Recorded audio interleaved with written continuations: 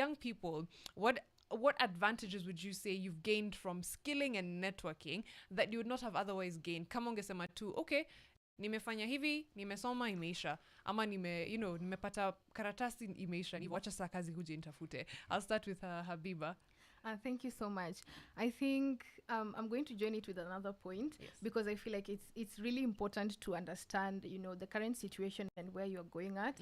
Now, I haven't yet received my papers because I am still studying. However, I have recognized and seen the importance of the need to network, especially in the field that I was in, which is mostly political, and therefore you have to learn how to express the position of your institution out there in public. You need to learn how to talk. Those are basic communication skills that I feel are one of the soft skills that people need to try and equip themselves. I mean, people say that communication skills is such a common thing, but when it's not so common. Not so common. Yes. You find basic etiquette, even calling and stuff like that. People lack these things. People want to reach out for a formal thing and assume to hey, hi, hey, hi, hey. What is that? It's outrageous to think things that we are downplaying are actually some of the things that give us points even when we enter interview rooms and such.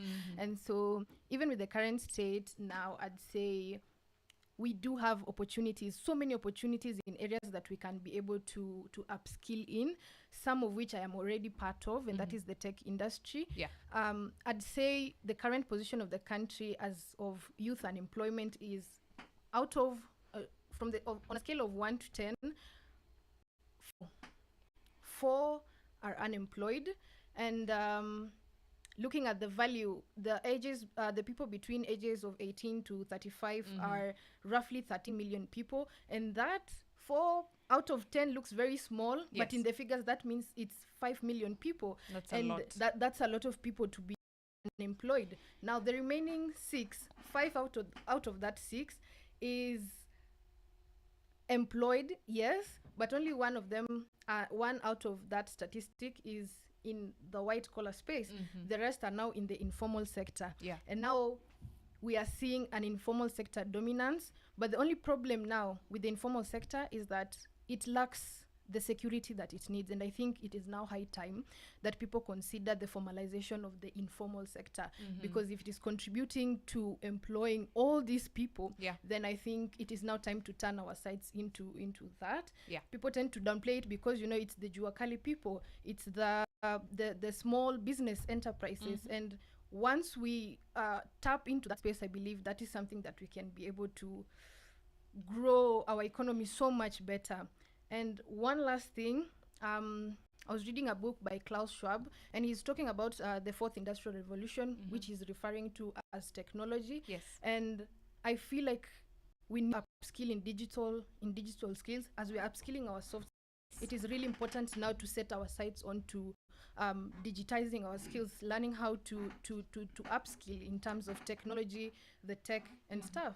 And so I believe those are very, very important facets that we should be able to look into. I love that you've touched on soft skills and on digital skills, because I think that is definitely the future. Do you agree with that, Geoffrey? And in your opinion, networking, upskilling, reskilling, skilling, how have they helped you, move forward career-wise? First,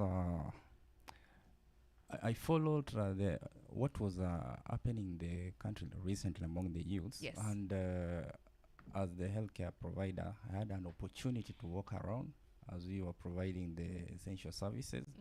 I happened to meet with youths. Some of them were saying we have papers, and we lack jobs. Some who knew me were asking, now that you are there, how are you going to help us? So there's need to skill these young people.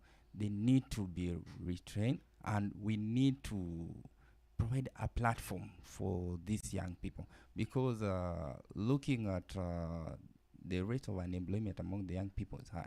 And like myself, what has helped me is my network. So as a young person, just look for people who can give you a good network, people who add value in their life. And also, as the government, will need to provide a platform like ICT infrastructure within the cities, where young people can go and there are those people who can work on. So those are the platform we need to provide for the young people, and also we really need to, as the government, we need to look on the issue of youths and give it a priority. I agree, and we'll